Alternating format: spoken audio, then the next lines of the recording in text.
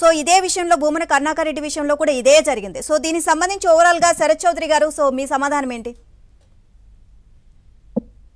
నీలిమ గారు, ముందుగా మీకు, దుర్గా కుమార్ గారికి, కృష్ణవేణి గారికి అందరికి గుడ్ ఆఫ్టర్నూన్ అండి.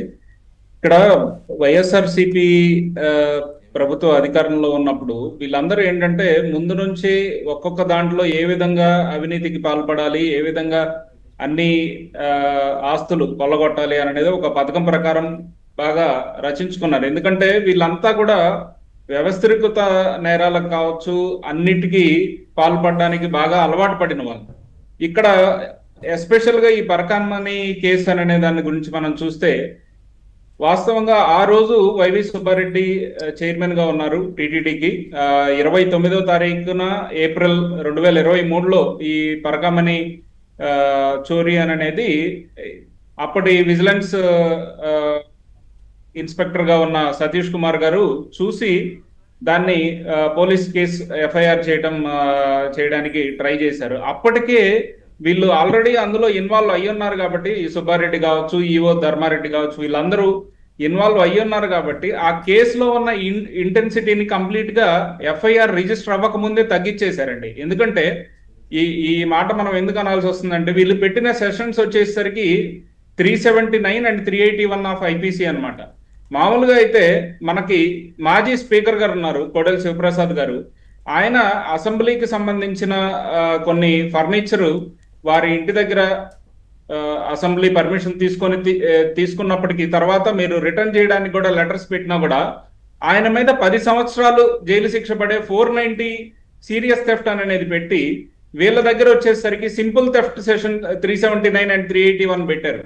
అది కూడా ఏంటంటే ఈ రవికుమార్ అనే వ్యక్తిని ఎక్కడా కూడా అరెస్ట్ కానీ ఏమీ చూపించకుండా అర్ధరాత్రి 11:30కి ఎఫ్ఐఆర్ రిజిస్టర్ చేశారు. అప్పటి వరకు వీళ్ళు మాట్లాడుకోవాల్సినవన్నీ మాట్లాడుకొని అర్ధరాత్రి 11:30కి ఎఫ్ఐఆర్ రిజిస్టర్ చేసి తర్వాత 2 రోజుల్లోనే 4 సాక్షుల్ని నామకే వాస్తి ఏదో వాళ్ళ స్టేట్మెంట్స్ తీసుకొని రవికుమార్ని 41 సిఆర్పిసి కింద బెయిల్ ఇచ్చేసి పంపించేశారు. అది తిరుమల తిరుపతి దేవస్థానంలో ఆయన రవికుమార్ అనే వ్యక్తి, ఆయన కేవలం ఒక జియర్ మఠానికి చెందిన ఒక క్లర్క్. ఆ క్లర్క్ ని పరకామణి ప్లేస్ కి ఎలా తీసుకెళ్లారు, ఎవరు తీసుకెళ్లారు అనేది ధర్మారెడ్డికి కావచ్చు, లేదు అంటే వైవి సుబ్బారెడ్డికి, వీళ్ళందరికీ బాగా తెలుసు. ఆ తర్వాత వాళ్ళు ఎప్పటి నుంచో ఇట్లాగా డబ్బులు కావచ్చు, హుండీలో వచ్చిన కానుకలు కావచ్చు, అన్ని దొంగతనం చేసే ప్రక్రియ ఎప్పటి నుంచో మొదలు పెట్టుకొని ఉన్నారు. అది అనుకోకుండా ఆ రోజు బయటపడింది.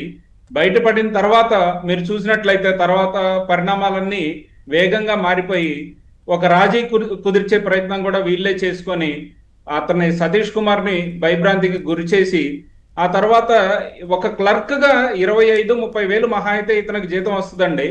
అలాంటి వ్యక్తి దగ్గర 14.5 కోట్లు ఆస్తులు రాపించుకున్నారు. అది మార్కెట్ వాల్యూలో 40 కోట్లకు పైనే.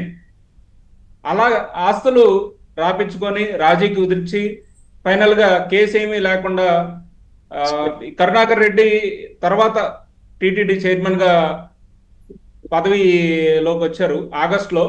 ఆయన వచ్చిన తర్వాత లోక్ అదాలత్ లో కాంప్రమైజింగ్ ఇవన్నీ చేసుకొని ఆ పిటిషన్స్ అన్ని ఆయన ద్వారా మూవ్ అయినాయి అనమాట. ఇక్కడ వీళ్ళందరూ కరుణాకర్ రెడ్డి కావచ్చు, లేదంటే ధర్మారెడ్డి కావచ్చు, వైవి సుబ్బారెడ్డి కావచ్చు, వీళ్ళందరూ అప్పటి బోర్డు సభ్యులు కావచ్చు, అప్పటి టిటిడి చైర్మన్ గా ఉన్న వీరు ఇద్దరు కూడా అందరికీ అన్ని తెలిసి జరిగినవి. ఇవి ఎక్కడా కూడా ఎవరికి తెలియకుండా ఏదో బై మిస్టేక్ జరిగింది. వాళ్ళ పాత్రకి, ఇక్కడ రవికుమార్ అనే అతని పాత్రకి వైవి సుబ్బారెడ్డికి ఎటువంటి సంబంధం లేదు అని అనుకోవడానికి కూడా లేదు. వీళ్ళు అందరూ కలిసే చేసిన ఈ దొంగతనం ఇది. ఇదే కాదు, ఇంకా కూడా ఇప్పుడు మనం చూస్తే లిక్కర్ కేసు విషయం కానీ, లేదు అని అంటే టిటిడి కల్తీ నెయ్యి కేసు కానీ తీసుకున్నా కూడా వీరందరూ ఎన్ని విధాలుగా పాలక మండలిలో చేరి దేవాలయాన్ని భ్రష్టు పట్టించాలో అన్ని విధాలుగా భ్రష్టు పట్టించారు. వీటి మీద ఖచ్చితంగా కఠినమైన శిక్షలు అర్హులు.